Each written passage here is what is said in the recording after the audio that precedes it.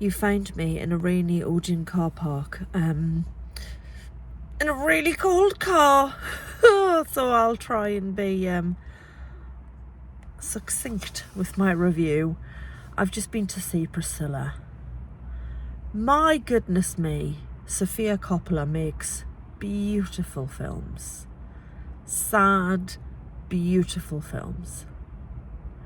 So not last year, the year before, 2022, we had Baz Luhrmann's Elvis with Austin Butler taking the title role, and it absolutely blew me away. I am not now, nor have I ever been an Elvis Presley fan, but you kind of couldn't help but get completely swept away in Baz Luhrmann's telling of that incredible, iconic man's life. You know, say what you like about him, but icon is an appropriate word to be applied to him. And I found myself, like I say, really swept away by Baz Luhrmann's film, really moved by it. I thought Austin Butler was superb.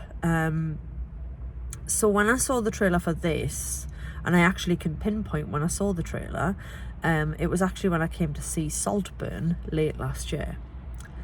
Now, here's the thing, right? My timekeeping, it's not the best. I live quite close to the cinema I go to.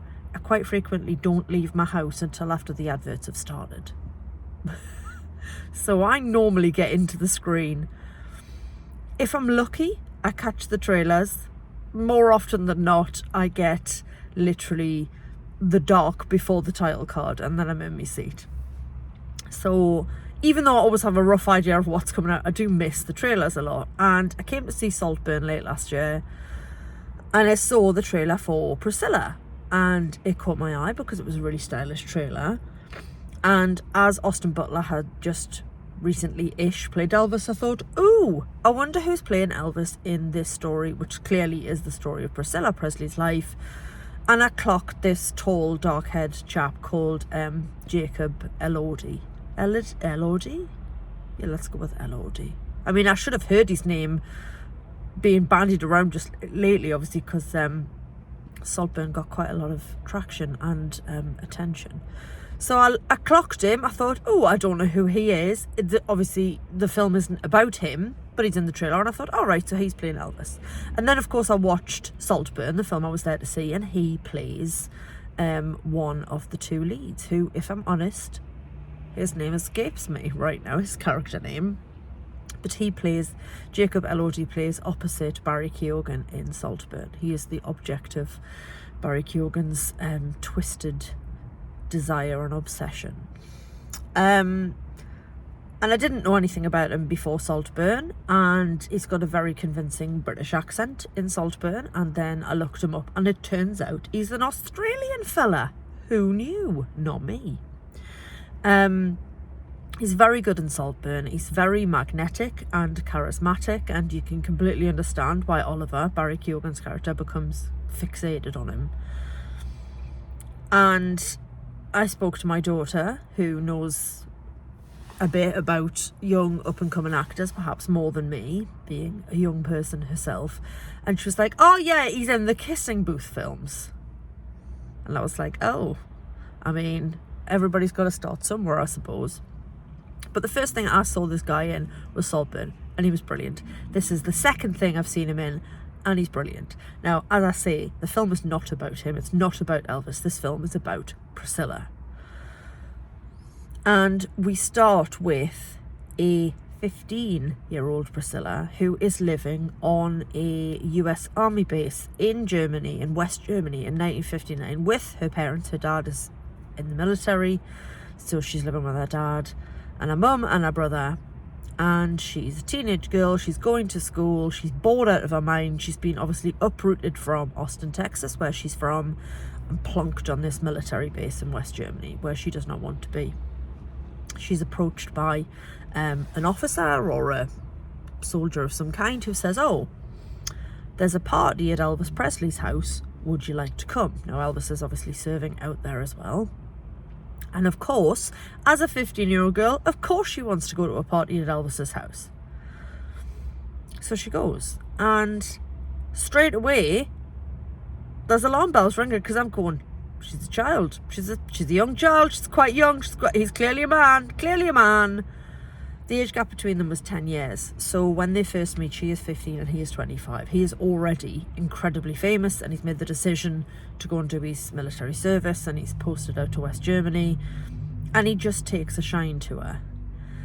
And it's really interesting to watch, because obviously she's enamoured with him because he's Elvis Presley. And Jacob Elordi playing him, he's just all long limbs and easy charm. And I really felt like he did capture Elvis. He's quite softly spoken, and the voice is really spot on. And like with Austin Butler playing him, it's quite difficult to play Elvis and it not be a parody. And I think both actors have done an excellent job. Here's the part where I realised, before I start this review, I didn't look up the name of the actress who plays Priscilla, and it has gone out of my head. I think her first name is Kaylee, and I don't know her surname, and now I feel terrible and like a bad reviewer, because this film is about her. She carries the whole film, and she is absolutely effing brilliant. She is wide-eyed and innocent, and you see this transformation as she goes from schoolgirl to Elvis's, I guess, girlfriend, to starting to experience life by his side while still trying to finish school. She's slowly sort of slipped drugs here and there to sort of help her stay awake in school, and then to calm her down and to help her sleep. And you just see the hair get higher and the eyeliner get deeper, and it really is just a study of this woman and the transformation she goes through, and also what it must have been like to be Elvis's woman, which on the one hand, women across the globe would have sold their soul for that. I was going to say role, it's not a job, but in a way it kind of was. You know, she was just his woman at home waiting for him. He makes often, when he's away, whether he's touring or he's making a film, he makes reference to, you know, keeping the home fires burning. So she thinks she's sort of won the lottery because of all the women in the world. Elvis Presley has picked her to be the one who sleeps in his bed every night and the one he comes home to. But what you actually realise through watching this film was she was essentially just a prisoner. She's in Graceland. It's beautiful. It's enormous. She's got this fluffy little white dog, and she's got, you know, people to look after her, but she is lonely and she is isolated. And the one thing she wants is him, and he only wants her when it suits him.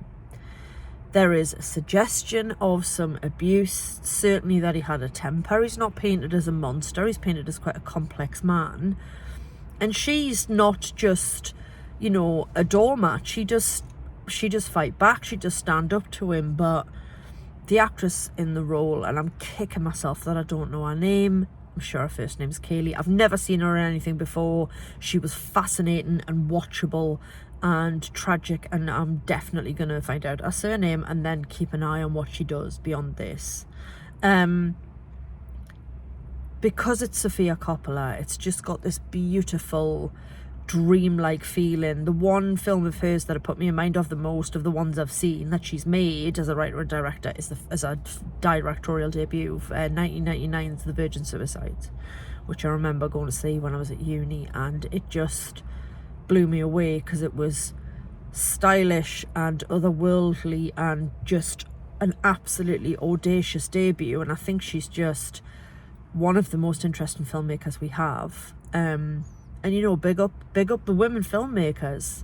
You know, it is still very much a man's game, but you know, the likes of Sofia Coppola and Emerald Fennell, who did Saltburn, just carving out these interesting films, because a woman's eye, it just gives a completely different approach. And I don't think for a second, maybe I'm wrong here, but I don't think a male filmmaker could have told Priscilla's story. You know, that's why Baz Luhrmann told Elvis' story.